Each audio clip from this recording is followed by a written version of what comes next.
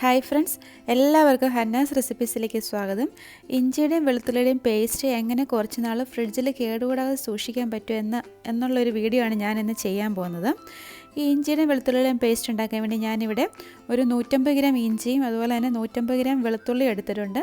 അതിൻ്റെ തൊലിയെല്ലാം കളഞ്ഞ് നല്ലതുപോലെ കഴുകിയിട്ട് ഒട്ടും വെള്ളമയം ഇല്ലാതെയാണ് ഇവിടെ എടുത്ത് വെച്ചിരിക്കുന്നത്. വെള്ളമയം ഒട്ടും പാടില്ല. എന്നുവെച്ചാൽ നമ്മളിത് ഈ പേസ്റ്റ് ഫ്രീസറിലല്ല, ഫ്രിഡ്ജിൻ്റെ താഴത്തെ തട്ടിൽ വെച്ചാണ് സൂക്ഷിക്കാൻ പോകുന്നത്. ഫ്രീസറിൽ വെക്കുമ്പോൾ നമുക്ക് ഉപയോഗിക്കാനൊക്കെ കുറച്ച് താമസം വരുമല്ലോ. താഴത്തെ തട്ടിലാകുമ്പോൾ നമുക്കത് ഈസി ആയിട്ട് തന്നെ പെട്ടെന്ന് കറികളിലൊക്കെ ചേർക്കാൻ പറ്റും. അതുകൊണ്ടാണ് ഇതൊരു പേസ്റ്റ് രൂപത്തിൽ ഉണ്ടാക്കാൻ പോകുന്നത്. ഇത് അരച്ചെടുക്കാനുള്ള എളുപ്പത്തിന് വേണ്ടി ഞാനിവിടെ ഇഞ്ചി ചെറിയ പീസായിട്ടൊന്ന് മുറിച്ച് വെച്ചിട്ടുണ്ട്. ഇനി ഇതൊരു മിക്സിയുടെ ജാറിലേക്ക് ഇട്ട് കൊടുക്കാം. ഇനി ഇത് നന്നായിട്ടൊന്ന് അരച്ചെടുക്കുക. ആദ്യം ഒന്ന് അരച്ചതിന് ശേഷം നമുക്കിത് തുറന്നിട്ട് ഒന്ന് സ്പൂൺ വെച്ച് നന്നായിട്ടൊന്ന് മിക്സ് ചെയ്ത് കൊടുക്കാം. കുറച്ച് കഷ്ണങ്ങൾ കൂടി ഒന്ന് അരഞ്ഞ് കിട്ടാനുണ്ട്. അതുകൊണ്ട് ഒന്നും കൂടി ഒന്ന് അടച്ചിട്ട് നന്നായിട്ടൊന്ന് അരച്ചെടുക്കാം.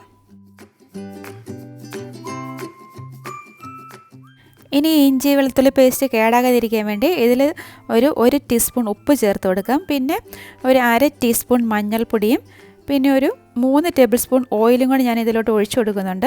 ഇത് ചേർക്കുമ്പോഴത്തേക്ക് നമ്മൾ ഫ്രിഡ്ജിൻ്റെ താഴത്തെ തട്ടിൽ ഇത് വെച്ചാലും ഇത് കേടാകാതിരിക്കും. അതിനു വേണ്ടിയാണ് ഇതെല്ലാം ചേർത്ത് കൊടുക്കുന്നത്.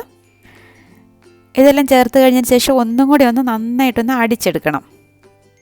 ഇപ്പോൾ ഇഞ്ചിയുടെയും വെളുത്തുള്ളിയുടെയും പേസ്റ്റ് റെഡി ആയിട്ടുണ്ട്. ഇനി ഇതൊരു ഗ്ലാസ് ബോട്ടിലോട്ട് ഇട്ട് കൊടുക്കാം.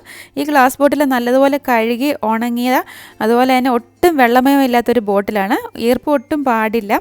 ഈർപ്പം ഉണ്ടെങ്കിൽ ഈ ഇഞ്ചിയുടെയും വെളുത്തുള്ളിയുടെയും പേസ്റ്റൊക്കെ ചീത്തയായി പോകാൻ ചാൻസ് ഉണ്ട്. ഇനി ഇതിൻ്റെ മുകളിലോട്ട് ഒരു ടേബിൾ സ്പൂൺ ഓയിലും കൂടി ഒന്ന് ഒഴിച്ചു കൊടുക്കാം. ഇനി നമുക്കിത് നന്നായിട്ട് അടച്ചിട്ട് ഫ്രിഡ്ജിൻ്റെ താഴത്തെ തട്ടിൽ വെച്ച് ഇത് സൂക്ഷിച്ച് വെക്കാവുന്നതാണ്. ഞാനിപ്പോൾ ഇത് ചില്ലറിലാണ് വെക്കുന്നത്. നല്ല തണുപ്പുള്ളിടത്ത് വെക്കുന്നതായിരിക്കും നല്ലത്.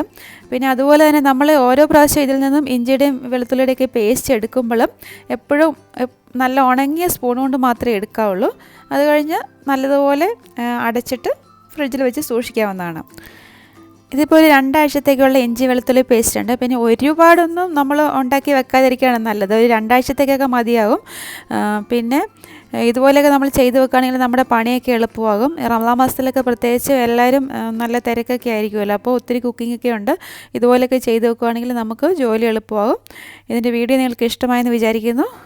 വീണ്ടും നല്ലൊരു റെസിപ്പിയുമായി കാണാം. Thank you for watching Hannah's recipes.